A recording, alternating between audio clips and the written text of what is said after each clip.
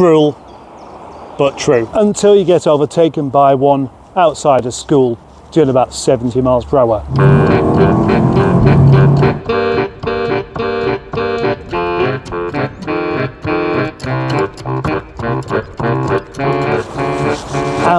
Audi A3, S3, what? Why is one of those here? Well, I've got to say, this car is one of the best hatches you can get. It's just it's driven by idiots. It doesn't matter how good something is, some idiot will come along and ruin it for you. And unfortunately, this is a fairly good example of such a situation. There was a time where boy racers would release their testosterone by driving like idiots everywhere they went.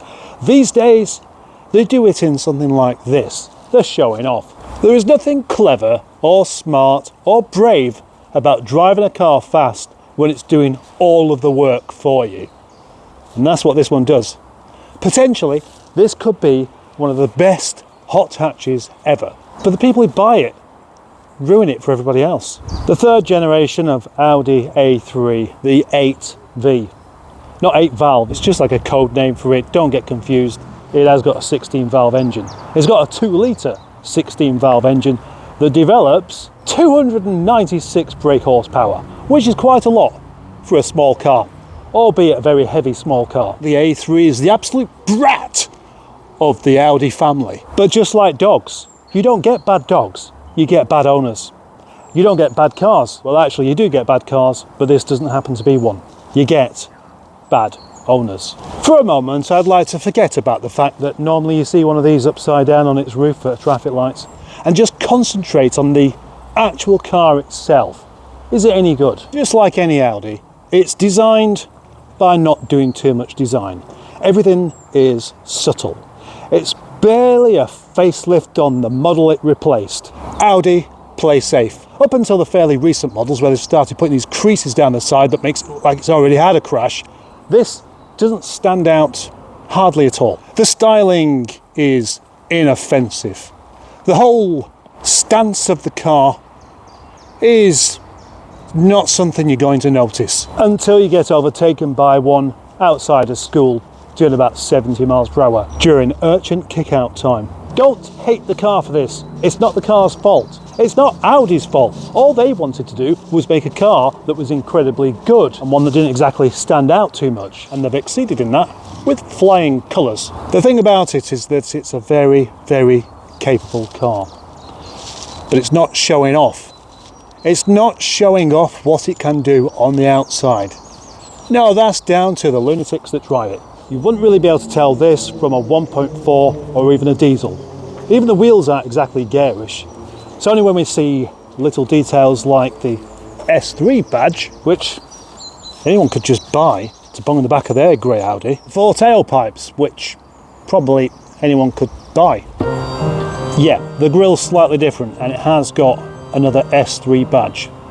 But compared to the old days of hot hatchery, where there'd be all sorts of bright colours and bits stuck on there to make it unique and make it stand out from the cooking model, it doesn't really stand out at all. And that is part of the appeal for those that want to drive without anybody looking at them, and for those that want to drive like a complete tool whilst everyone forgets what they were driving in the first place. Big brakes though, of course, with S3 written on. And the bespoke S3 interior. That's going to be worth a bit. With that, I'm already in the mood for forgetting about the exterior design and just moving on to the inside. It's a nice place to be. Proper leather all over, proper switch gear. It is built very, very nicely indeed.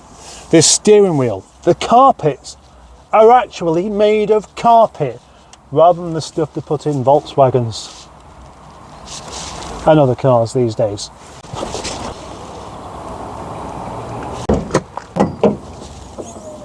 This car is all about its engine. Well, also its four-wheel drive system that helps you be able to put that power down rather than just scrabbling your front tyres away like a cat that's been on the nip. Doesn't look too exciting. TFSI lump, which is a 2 litre turbo with 300 brake horsepower. And when I say 300 brake horsepower, I mean 296. For many people, that won't be enough, and they'll get it remapped and farted about with and ruin it. The interior is typically Audi. Nice materials, nicely put together, and nothing too showy. Except for that steering wheel, that looks like it's showing off a little bit. We have a confusion dial, which I shall leave alone, and an automatic gearbox. But it's a DSG gearbox, not one of those lumpy old power sapping automatics that slow you down.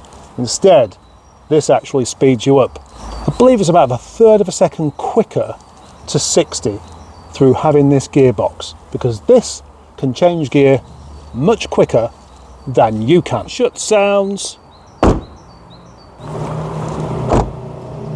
This is a slightly different S3 though. I don't mean that it's been messed about with so it has 400 brake horsepower. It hasn't. That's the whole point. Nobody's messed about with this. It's a one-owner car, and the previous owner drove it in the way that it should have been driven. If this was my car, I would sell it, but not before naming it. I would name it Daft Giraffe.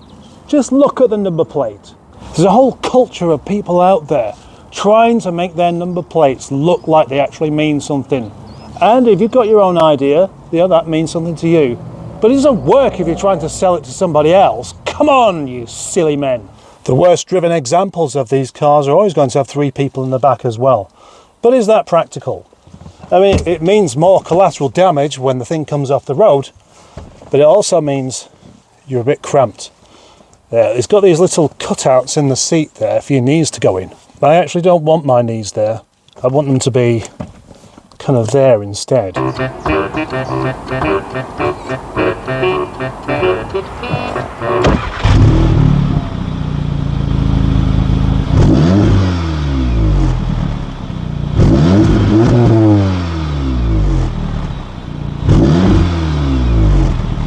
Did you notice something there? Yes, the exhaust hasn't got a stupid note to it, even though there's 4 of them. Oh look, milk bottles on the dash. What we can expect from this car is comfort, ease to drive, and of course performance. But let's not even talk about performance. Why don't I do the honourable thing and just show that it's possible to have a car with some power and just drive it like you're not an idiot? How about that? That'd be quite a service, I reckon. The shifts are seamless. The ride is actually quite nice. The aircon is on. And the steering, lovely and accurate. This is the kind of car you could do long motorway trips in and arrive comfortable and relaxed. The only trouble is, people know what it is. Certain people know what kind of car this is. And they're going to challenge you to races everywhere you go and make you feel like you're somewhat inadequate if you don't take them up on their glove-flinging escapades. This is where I like to go to put my foot down ever so slightly to try out the performance of any car. Consider that this was £30,000 in 2015. You're going to expect that it does exactly that. Lots and lots of performance. So, what are the downsides of having an Audi S3 8V? Well, the clear one is if you're going to drive it in the way that many people think it's intended for, you're going to use up quite a lot of fuel.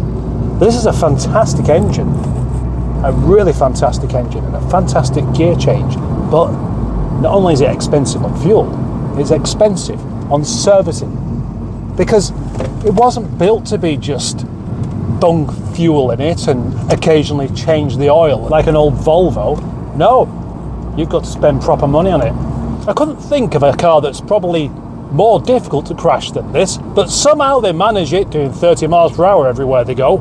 If the Audi manages to be saved from such a drastic fate, then you've got to consider the servicing costs, looking after that 4-wheel drive unit. There's no point in putting cheap tyres on it, part ones or anything like that. You're going to wear the front tyres out a bit quicker than the rear.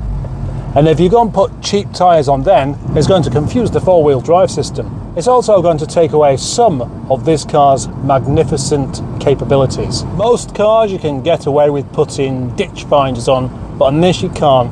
It needs proper expensive rubber. And look how easy it is to just drive normally. But you might ask, well, what's the point of that? What is the point?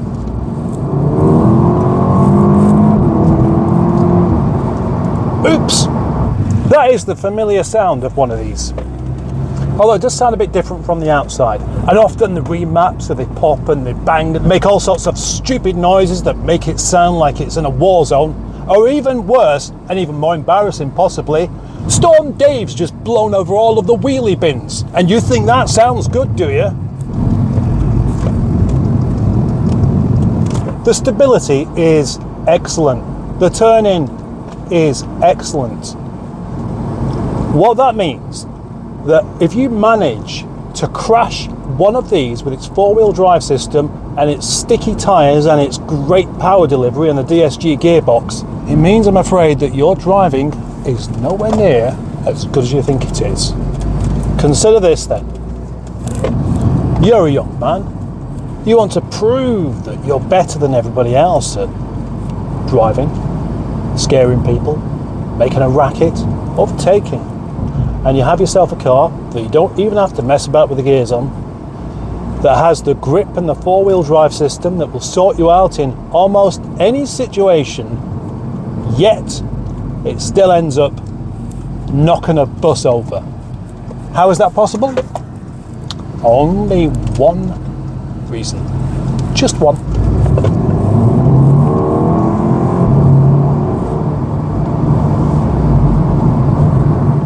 Now what I did then is I put my foot down ever so slightly, but I did it in a way where it was safe. As you could see, right out the front windscreen, there were no obstacles and no hazards.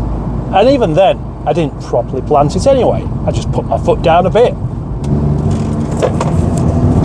And it seriously grips. You don't really need to be a hooligan to get this car to go quickly anyway, because it'll just do it all by itself, whilst you're not paying any attention. So maybe that's the answer. Maybe that's all it is. Consider that young people these days, either they're trying to show off and trying to prove how good they are with things, or they're just not looking where they're going. If I had a reason not to have one of these, it would be the association with the kind of people that drive it. I'm driving way too far off the back of that bumper. This is an entirely pleasant car, but is that enough? Is having power enough?